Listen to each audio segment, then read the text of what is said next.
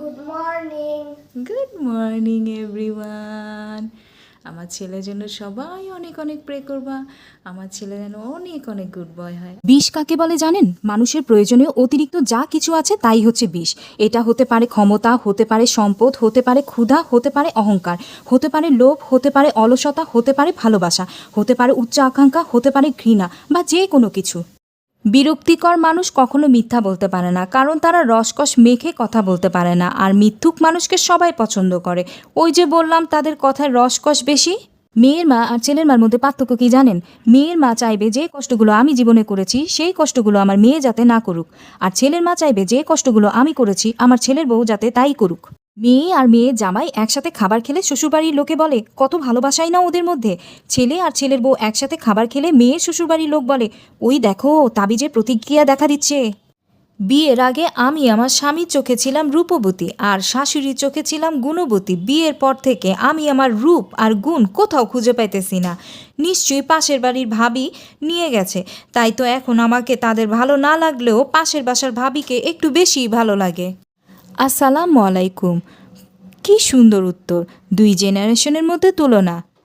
একজন যুবক তার বাবাকে জিজ্ঞাসা করছিল, আপনারা আগে কিভাবে থাকতেন? শীতাতাপ নিয়ন্ত্রিত যানবাহন নেই, ওয়াইফাই নেই, কোনো ইন্টারনেট নাই, কম্পিউটার নাই, অনলাইন শপিং নাই, টিভি নাই, মোবাইল নাই, শপিং মল নাই, মাল্টিপ্লেক্সও নাই। তার বাবা উত্তরে দিলেন, ঠিক যেমন তোমাদের প্রজন্ম আজকের সাথে জীবনযাপন করে। প্রার্থনা নেই, সমবেদনা নেই, সম্মান নাই, কোনো শ্রদ্ধাবোধ নাই, কোনো চরিত্র নাই, লজ্জা নাই, বিনয় নাই, সময় পরিকল্পনা নেই, খেলাধুলা নাই, পড়া নাই। আমরা যারা 1940 সাল থেকে 1980 সালের মধ্যে জন্মগ্রহণ করেছি তারাই ধন্য। আমাদের জীবন একটি জীবন্ত প্রমাণ। স্কুলের পর সন্ধ্যা পর্যন্ত খেলতাম, আমরা কখনো টিভি দেখিনি। আমরা প্রকৃত বন্ধুদের সাথে খেলতাম, ইন্টারনেট বন্ধুদের সাথে নয়।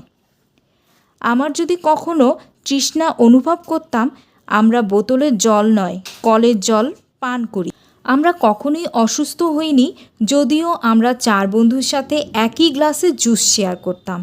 আমাদের কখনোই ওজন বাড়েনি, যদিও আমরা প্রতিদিন প্রচুর ভাত খেতাম। খালি পায়ে ঘোরাঘুরি করেও আমাদের পায়ে কিছুই হয়নি। আমাদের মা বাবাও কখনো আমাদের সুস্থ রাখার জন্য কোনো সাপ্লিমেন্ট ব্যবহার করেনি। আমরা নিজেদের খেলনা তৈরি করতাম এবং সেগুলো দিয়েই খেলতাম। আমাদের বাবা মা ধনী ছিলেন না, তারা আমাদের ভালোবাসা দিয়েছেন, পার্থিব উপকরণ নয়। আমাদের কখনই cellphone, video play station, Xbox, video game, ব্যক্তিগত কম্পিউটার, ইন্টারনেট, চ্যাট ছিল না। তবে আমাদের প্রকৃত বন্ধু ছিল। আমরা আমাদের বন্ধুদের বাড়িতে বিনা আমন্ত্রণে যেতাম এবং তাদের সাথে খাবার উপভোগ করেছি। আমরা হয়তো কালো এবং সাদা ফটোতে ছিলাম, কিন্তু সেই ফটোগুলোতে রঙিন স্মৃতি খুঁজে পেতাম। আমরা একটি অন্যান্য এবং সবচেয়ে বোধগম্য প্রজন্ম, কারণ আমরা শেষ পর্যন্ত যারা তাদের পিতামাতার কথা শুনেছি। সত্যি এই কথাগুলো আমাদের জীবনে পরীক্ষিত, কিন্তু আমি এজন্য বলবো না যে ইন্টারনেট কিংবা প্রযুক্তি থেকে আমরা দূরে থাকি। আমরা প্রযুক্তিকে নিয়েই, তবে এর ভালো কিছু গুণাগুণ আমাদের সাথে বয়ে নিয়ে যেতে হবে। আমরা যেমন ইন্টারনেটের প্রতি বেশি ঝুঁকে গিয়েছি, বাবা মার প্রতি অবহেলা চলে এসেছে, বাবা মার কথা শুনি না, সেরকমটা করা যাবে না। ছোট্ট ভিডিও নিয়ে চলে এসেছিলাম। আল্লাহ হাফেজ। মানুষ তখনই অহংকার করতে শুরু করে দেয় যখন সে তার যোগ্যতার চাইতে বেশি কিছু পেয়ে যায়। আসসালামু আলাইকুম। আমরা সবাই এই ক্ষণস্থায়ী জীবনের কথা চিন্তা করি না যে এই জীবনের সময়কালটা অনেক কম। আমরা সবসময় অহংকার, আমাদের আভিজাত্য এগুলোকে নিয়ে ব্যস্ত থাকি, কিন্তু বুঝি না এগুলো সবই ক্ষণস্থায়ী, খুবই ক্ষণস্থায়ী। আজ আছে তো কাল নাই। আর এই অহংকারের জন্য আমরা অনেক সময় মানুষকে কটুভাবে কথা বলে আঘাত দিয়ে থাকি। অনেক সময় আমাদের দ্বারা মানুষ কষ্ট পেয়ে থাকে। নিজেদের আভিজাত্য প্রকাশ করতে যেয়ে মিথ্যা বলে থাকি অনেক সময়, কিন্তু একবারের জন্য চিন্তা করি নাই এই ক্ষণস্থায়ী জীবনের স্থায়িত্বকালটা অনেক কম। আজ চলে যাব দুনিয়া ছেড়ে, আমার সেকেন্ডের মধ্যেই এই জবাবদিহিতা আল্লাহর কাছে দিতে হবে।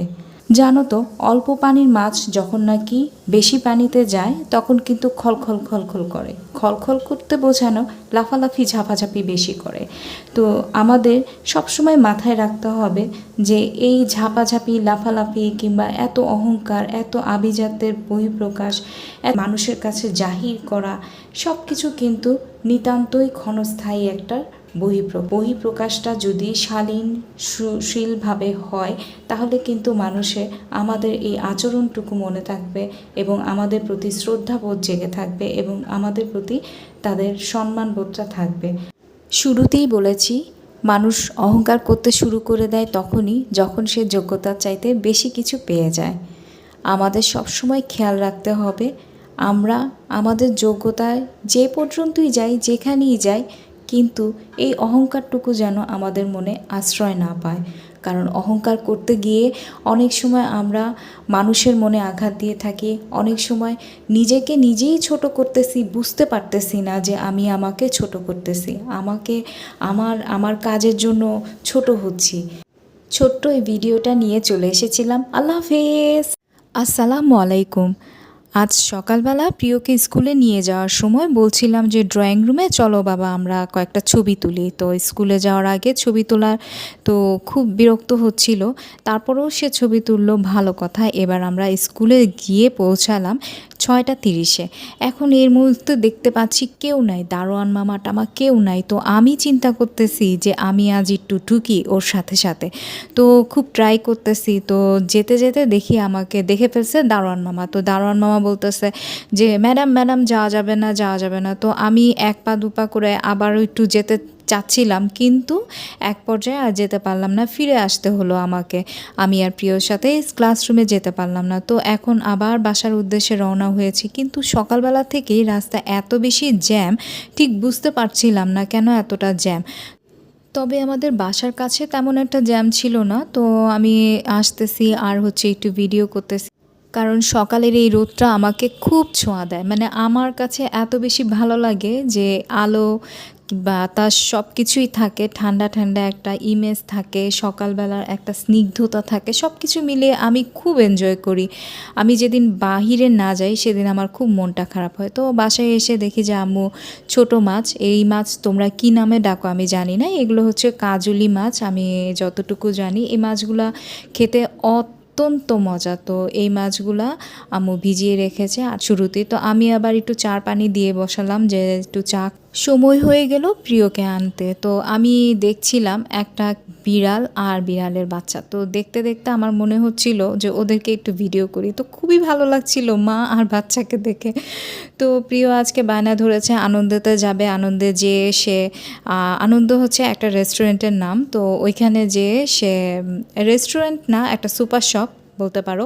তো ওইখানে যেয়ে সে আইসক্রিম খাবে। তো আমাকে বলছে যে একটা আইসক্রিম কিনে দাও, কোন আইসক্রিম কিনে দাও। তো আমি বললাম যে তোমার 20 টাকা বাজেট, এর বেশি আমি দিতে পারবো না। তো বলতেছে না না না 20 টাকা না। আজকে ও বায়না ধরেছে আইসক্রিম খাবে, তো ওকে কোন আইসক্রিম কিনে দিলাম। তো এখন এরপরে মনে হচ্ছিল যে একটু ছাদ বাগানের ছাদে যে একটু ঘুরে আসি। তো মা ছেলে সোজা একেবারে লিফট দিয়ে ছাদে উঠে গেলাম। তো ছাদে উঠে যে এই ড্রাগন গাছটা দেখতে খুব ভালো লাগতেছে। দেখো ড্রাগন ফল ধরতেছে। তো দোয়া করবে অবশ্যই যেন এই ফল, মানে ফুল থেকে ফল হয়, অনেক সময় মিসিং হয়ে যায়। তো এই দেখো কি সুন্দর গুটি গুটি ফুল আসতেছে। খুবই ভালো লাগে এই গাছগুলো দেখতে এবং ছাদের এই মানে সব ফ্রুটসে মানে ফলগুলো দেখতে খুব ভালো লাগে। যে দেখো ছোট ছোট পেঁপে হয়েছে, পেঁপে ধরতেছে আরও। তো এগুলো আসলে সত্যি কথা, যেটা আল্লাহর সৃষ্টি, এত সুন্দর মানে ফুল। দেখো জবা ফুলটা অসাধারণ লাগতেছে এই কালারটা, আর সাথে দেখো ইয়েলো কালারের একটা জবা ফুল আছে। তো এই হলুদ কালারের জবা ফুলটা কিন্তু রেয়ার, আসলে দেখা যায় না, কিন্তু অসাধারণ লাগে আমার এই ফুলগুলো। তো আমি আসলে যেটা সব কিছু মানে প্রকৃতি লাভার যেটা বলে। তো এই অফিস থেকে প্রিয়র বাবা চলে এসেছে। তো এখন বলছে কিছু খাবো, তো কি রান্না করব। তো চিন্তা করলাম নুডলস রান্না করি। নুডলস রান্না করে প্রিয়কে বলতেছে আগে টেস্ট করে দেখো কেমন লাগলো। তো প্রিয় আমাকে 100-এ 100 দিয়েছে। তো আল্লাহ হাফেজ।